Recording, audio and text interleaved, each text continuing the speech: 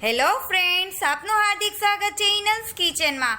આજે આપણે મટર પફ બનાવવાના છીએ, તો ચલો બનાવવાની રીત જોઈ લઈએ। સૌ પ્રથમ આપણે મટર પફ બનાવવા માટે 1 વાટકી જેટલો મેંદો લેશું। ત્યારબાદ તેની અંદર આપણે 1 વાટકી જેટલું સૂજી એડ કરીશું।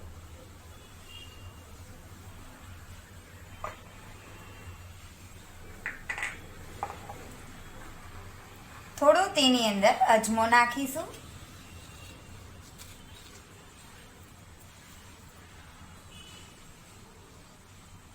ત્યારબાદ તેની અંદર આપણે થોડું મીઠું એડ કરીશું, સ્વાદ અનુસાર મીઠું નાખીશું। 1 ચમચી જેટલું આપણે તેલ નાખીશું।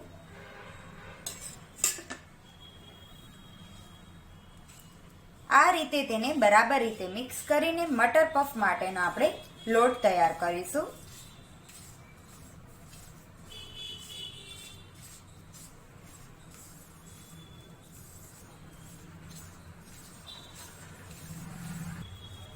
ત્યારબાદ તેની અંદર આપણે થોડું પાણી નાખતા જશું।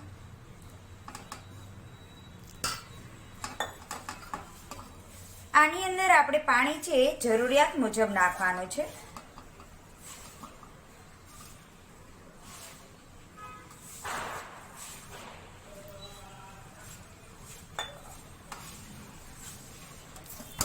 આ રીતે આપણે લોટ તૈયાર કરી લીધો છે। મટર પફ માટેનો આપણે ડો તૈયાર કરી લીધો છે। ત્યારબાદ તેને આપણે રેસ્ટ કરવા દેશું 10 મિનિટ માટે। ત્યાં સુધીમાં આપણે મટર પફ બનાવવા માટેનું સ્ટફિંગ જોઈ લઈએ।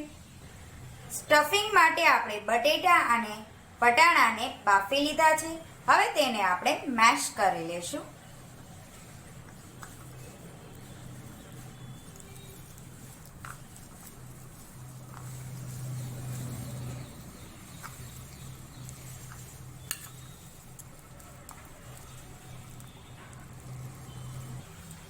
આપણે તેને બરાબર રીતે મેશ કરી લીધું છે। હવે આપણે કઢાઈ લેશું। કઢાઈની અંદર આપણે 1 ચમચા જેટલું તેલ નાખીશું।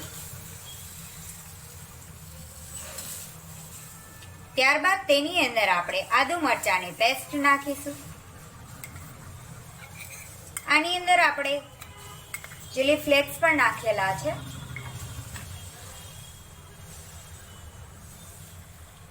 ત્યારબાદ તેની અંદર આપણે 1 ચમચા જેટલો આપણે ચણાનો લોટ નાખીશું।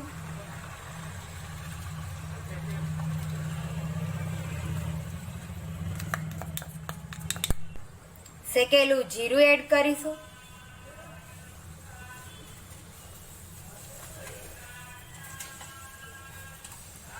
ત્યારબાદ તેની અંદર આપણે મરી પાવડર નાખીશું।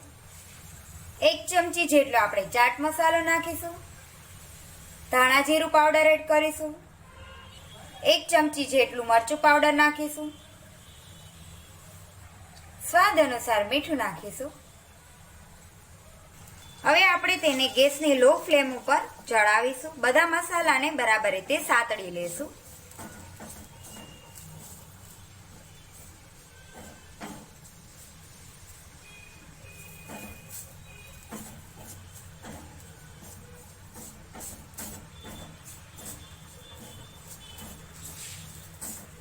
મસાલા છે એ બરાબર રીતે સાતળાઈ જાય ત્યારબાદ તેને આપણે ગેસ ઉપરથી નીચે લઈ લેશું। ત્યારબાદ તેની અંદર આપણે મેશ કરેલા બટેટા અને વટાણા નાખીશું।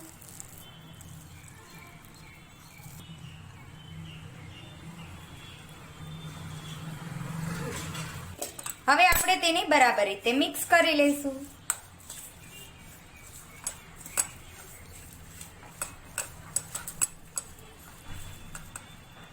હવે જે મસાલો તૈયાર કર્યો છે તેની અંદર આપણે સમારેલી કોથમીર એડ કરીશું। તેની અંદર આપણે થોડી ખાંડ એડ કરીને બરાબર રીતે મિક્સ કરી લીધું છે। આપણું સ્ટફિંગ છે રેડી થઈ ચૂક્યું છે। આપણે જે ડો તૈયાર કર્યો હતો તેને 10 મિનિટ માટે રેસ્ટ માટે મૂક્યો હતો। હવે તેને આપણે બહાર કાઢી લઈએ છીએ। હવે તેના આપણે લુવા બનાવી લેશું. હવે આપણે જે ડો તૈયાર કર્યો હતો તેને આપણે રેક્ટેંગલ શેપની અંદર વણી લેશું. એટલે કે તેને લંબચોરસ આકારમાં આપણે વણવાનું રહેશે. આ રીતે આપણે તેને વણી લીધું છે. હવે તેને આપણે ચાકાની મદદથી કાપા કરી લેશું. આ રીતે આપણે કાપા કરી લીધા છે. હવે તેની સાઈડનો જે ભાગ છે તેને આપણે કાઢી લેશું. હવે આપણે સ્ટફિંગ કરી લેશું. જે આપણે તૈયાર મસાલો હતો તેને આપણે થોડો થોડો ભરી લેશું. આની અંદર જે આપણે મસાલો વધારે નથી ભરવાનો, થોડો થોડો જ ભરવાનો રહેશે.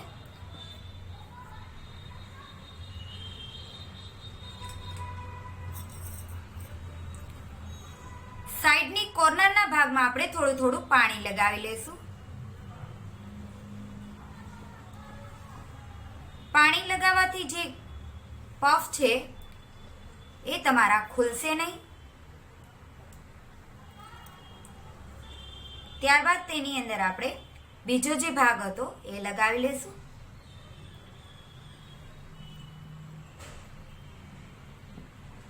સાઈડની કોર્નર છે તેને આપણે સીલ કરી લેશું.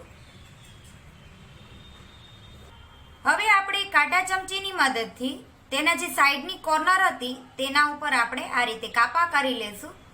આથી જે તમારા પફ છે એ ખુલશે નહીં અને બરાબર રીતે શેપ પણ આવી જશે.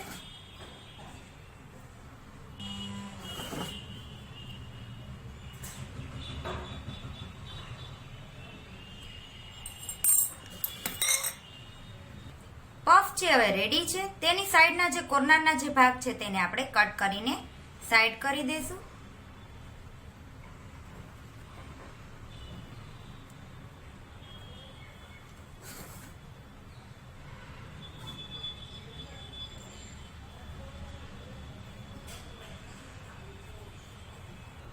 આ મુજબ આપણે બધા પફ છે બનાવી લેશું. હવે આપણે એક કઢાઈ લેશું. તેની ઉપર આપણે તેલ ગરમ કરીશું. લો ફ્લેમ ઉપર તેલને ગરમ કરવાનું રહેશે. તેલ આવી જાય ત્યારબાદ તેની અંદર આપણે તૈયાર કરેલા પફ નાખી દઈશું.